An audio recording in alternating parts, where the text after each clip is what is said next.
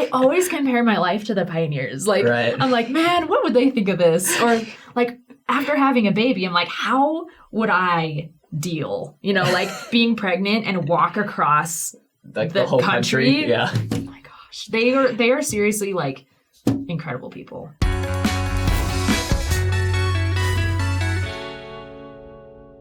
Hello guys, welcome back to Saints Unscripted. A couple weeks ago, it was 4th of July. All America was celebrating fireworks, crazy. But if you're traveling in Utah at this time, or just like, I don't know, you don't live in Utah, like I experienced, on the 24th, there was still fireworks going on. And I was like, what is going on? Why are we... What is happening? They this do like to party in 4th Utah. of July, just 20-day time period that like us Australians don't know. Like what is going on? It turns out that Utah has their own like little holiday called Pioneer Day. Pioneer Day. Yeah. And I don't know much about it. I'm sure you do because you lived in Utah. You grew up in Utah.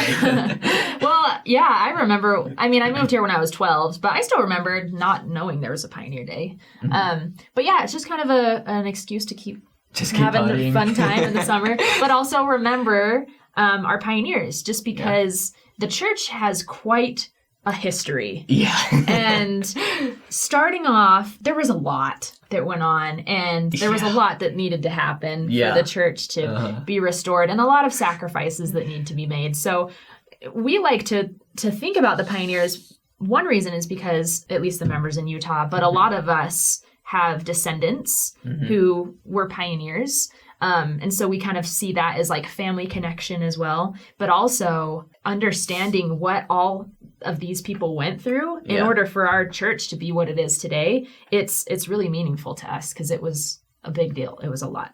I feel like everyone who like is born and raised on the West Coast, I feel like they have like pioneer ancestry. Like my dad's family, they all grew up in California. And I've got pioneer ancestry, and this kind of shocked me when I was like back home in Australia, and then I get like a notification on Family Tree, like, you have pioneer ancestry. I'm like, how? That's so cool. Like, but just thinking about like how big families were at the time and with polygamy and all that stuff, that it's a whole different video, but like there's so many families and how big families were. I feel like I feel like maybe, I don't know, I might be wrong, but everyone in the States might have ancestry to pioneers and or relation to LDS pioneers. And like you were saying, it's super messy, like just being in their shoes, like all over on the East Coast, and then you get kicked out of one state, then you resettle, then kicked out of another state, then resettle, and then kicked out of another state, then resettle. It'd just be a pain in the butt, and like it would be like major. So for those who don't know too much about the back history, so the church was established in 1830 or founded or organized in 1830, and that kind of originated on like the East Coast, but as the church grew at that time, people in the States were pretty, a lot of the surrounding areas were not happy about it. And so members of the church were driven to and forth to go settle in different areas like you were talking about. Then they ended up in Nauvoo, Illinois, where they built Nauvoo, and they were there for a while, and continued persecution eventually, because like Nauvoo was even pretty far west, wasn't it? It was like considered pretty decently west, but then they were really driven to the point to where they were like, okay, we just gotta like hightail it out of this area and go out to the boonies, because apparently that's the only place we're gonna be safe. So they made a very long journey. I mean, the United States is huge land-wise, and they took hand carts and organized companies and just made that long journey out to Salt Lake. When Brigham Young, got there and he saw Zion, or Deseret, he said this is the place when they got there and finally settled out here. But I can only imagine, winters in the Midwest. Oh my God. That's just like so much. I always compare my life to the pioneers. Like, I'm like, man, what would they think of this? Or like after having a baby, I'm like, how would I deal? Like being pregnant and walk across like the whole country. Yeah. Oh my gosh. They are seriously like incredible people. Correct me if I'm wrong, but like not being in Utah, not having like this Utah history and pioneer history, from the stuff that I know from church or just, I guess, knowledge, a lot of people died, right? Like there's a whole like the sickness, illnesses, death, like coming along from the East Coast to the West Coast. Like, yeah, so that's like something that we often tell those stories. Yeah. Like the one specifically is the William Martin Handcart Company that got caught in the winter, and there were people who like didn't make the whole journey because of its danger. The church history website actually said that some people have a perception that tragedy and death were common among the emigrating companies. However, the average death rate was less than 3%. okay, wow. So 1/3 of the companies, including the 1847 Vanguard Company, did not have any deaths. So that's pretty cool. Yeah. But yeah, the William Martin Handcart Companies were kind of the big one. But considering what kind of journey that is, that's pretty incredible. The numbers of everyone who was able to come over successfully. Like, during like 1847 to 1868, an estimated 60 to 70,000 people immigrated to Utah, and only 3% of those died is pretty incredible. Especially like during those times and understanding like the illnesses and just everything about 1800s. Like, yeah, I think they really had this ability to just kind of rise to the occasion. I mean, they were driven by their testimonies and what they knew to be the true, the restored gospel. And I just think that the faith that they had to do that, like my mom was just telling me a story of like one of our ancestors, and there's a lot of people that are descended from her, so maybe some of you in the audience might know who she is, but her name is Sarah Ann Hayes. Anyway, but she was like this like pretty well-built woman, and she'd carried like 19 people across a river herself. Like, just there are stories like that just riddled throughout the pioneer history. And I just like, as modern members of the church, we like to look at them as kind of examples, because like they went through hard things, they went through persecution, and today we go through difficult things in our own modern world. We still go through not persecution, but like just trials and tribulations and tough times. But we still have, we have AC and cars and all that. But comparing them back to what the pioneers went through, and especially all from like 1830 all the way up to 1847 when they arrived in Salt Lake, like they went through a lot more than we could possibly ever think about. And speaking of that, so one thing that we have done in the church for quite a while, I don't know how long, I don't know the history of Trek.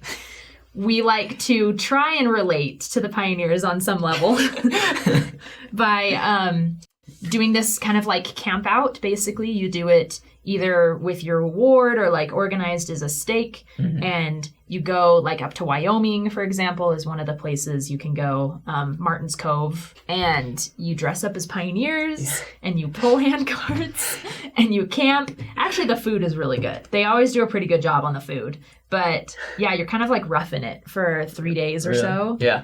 Did they have Trek in Australia? Trek happened in Australia, but I hate camping, and just the idea of camping ×2 with like the pioneer outfits and like the heavy carts and everything, my worst nightmare. Like if I ever end up in like some purgatory, that's what my purgatory is gonna be like, I swear.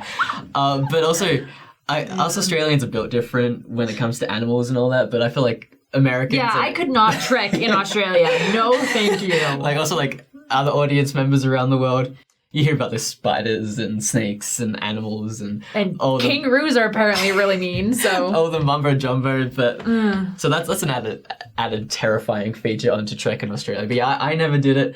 Did you ever do Trek? I did it once. And I was 18. I did not. Okay. Now everyone has different experiences on Trek, and I know that there are people that swear by it and whose lives were changed by it. I'm happy for those people. But I think that Trek is the worst.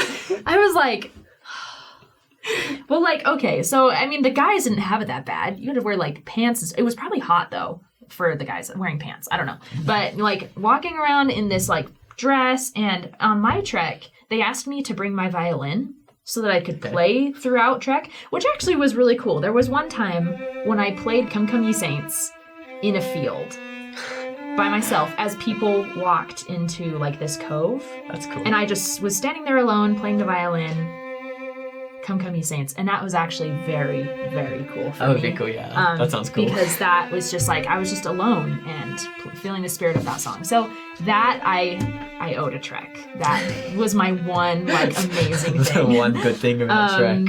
But like when we were there, it was so windy. It's really windy up in Wyoming in Martins Cove where we went. And our tent got completely torn to shreds, like my family's tent, because it was a family trek. So my family had our own tent and I was there with my brothers and my parents.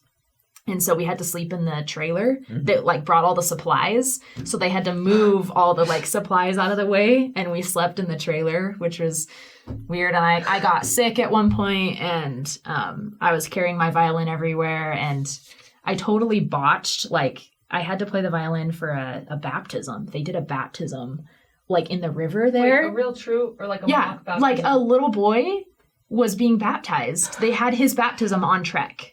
And they baptized him in the river. And they wanted me to play a song, but it was really last minute, and I completely destroyed it, and everyone was so awkward because I played it so poorly. Anyways, and then they have like the hand cart pull where they all have all the women, because there's a story where like, I don't even know where it originated, but the women had to pull hand carts up a hill, and they reenact that. So, of course, the women and the children, they gave us the hand carts ourselves. The men stood at the top of the hill waiting for us. And we pulled, and everyone talks about how amazing and like spiritual it is because you get to the top of the hill after like sweating and toiling to carry the hand cart up the hill. And everyone's like crying and stuff and like hugging each other. And I just remember thinking it was weird. I'm sorry. If you had a good experience, I'm so glad. But Trek is just like a weird thing, I think. But, I mean, it's good because we can like appreciate more what the pioneers went through, even though we like have our own chefs there making delicious food. And like, it's like kind of close. But it was good. I'll stop ranting about that now. But anyway, Trek is a thing we do. So if you have any Trek stories, tell us in the comments. I would just want to hear them. We should do a Trek episode, like a full episode. I know. And talk about the correlation between like cosplay and like, because everybody's always like, oh, is that like a woman cosplay? I'm like, yeah, I guess. Like, much. We got like. That's awesome. Anyway, sorry. But yeah, so just one way we like to kind of connect with the pioneers. So if you can't go on Trek, what are some ways that we can relate to the pioneers or learn from them or apply? I think one thing that came to my mind when thinking about like how we can be pioneers today is kind of like seeing if I guess you are a pioneer or like I guess an inspiration like in the church for other people who might not be members. Like say your family weren't members and you're a recent convert, then I guess you're a pioneer to them. You're a pioneer to your own faith, and just people around you. Like you just being like a good, like how do I put this, like good representation of the church, I guess, but being a brand new convert, like everyone else is like, they might not know what the church is like or what the church is. Like you're being a pioneer in the sense that you're showing other people like the good morals and like good attributes that you have when. We can all be pioneers in our own way because they're like pioneers, you know, they're the ones that started it. So you could be the one in your family who's the pioneer when it comes to the gospel, or you could be a pioneer in the way that's anything. Like the first person to serve a mission in your family, or maybe to go to the temple. Another thing I like to think about is, at least for, you know, and this can apply to everyone, people in Utah like to learn about stories, or people in the West, United States in general, kind of like to learn stories about their ancestors who came across. There's that family connection there, which is cool. Like we were just talking about how, you know, we have genetics that come from, like our DNA come from these people. Like what kind of attributes did we get from them? And if, you know, people who live internationally, you can think about, you know, what have your families done to help get you to where you are today. Right? It's just this cool connection. Like I think people love the pioneers because it's a story of connection and family. Yeah, absolutely. And like I kind of mentioned it before, but also like you could also like, if you want to learn more about pioneers, like I said before, you might have pioneer ancestry or even like ancestors who maybe migrated to the country that you live or the state that you live. They're technically pioneers too, in a sense. Like they traveled to a different place and settled. learn about them, like learn their stories and how like the trials that they went through, and kind of like I guess relate it to your life and your personal experiences too. Like that's also a really good way to I guess like remember pioneers, remember your ancestry, and even like learn about what makes you you. Yeah. Yeah. I love that. They have led up to who we are today. Yeah. So, but yeah, if you get a chance, learn about the pioneers, or you can just learn more about church history, like some good books of reference are the Saints books. Oh, yes. Volume 2 goes into kind of more about like the pioneers and the hand carts coming over to Utah. So that's a good one to read and check out. I mean, like, I guess we're fortunate enough to have like so many stories and like folklore tales, I guess, about pioneers. And so there's not an abundance. You won't run out of stories or like things to research and learn about, because you just go on Google, go on the church like history website, anywhere. I guess you look, you can find some pioneer stories. And again, like I said before, it might not even be about church, like just migration or anything. There's still pioneers in your life. Yeah, exactly. Yeah. I think we about covered it. I think That's our episode on pioneers and the 24th of July, which is kind of about not really about the 24th, but it's why we celebrate on the 24th. Yeah. It's fun. So you gonna do fireworks and stuff this year? Probably. I don't know. I've actually never. I don't even know what. I've never set. Remember what we do. I've never bought fireworks before. So. Oh, there's a first for everything. Yeah. Right. If you guys have any pioneer ancestry or stories or anything like that, or any questions, leave them down below. Like this video, subscribe, and we'll see you next time. Right. See you guys.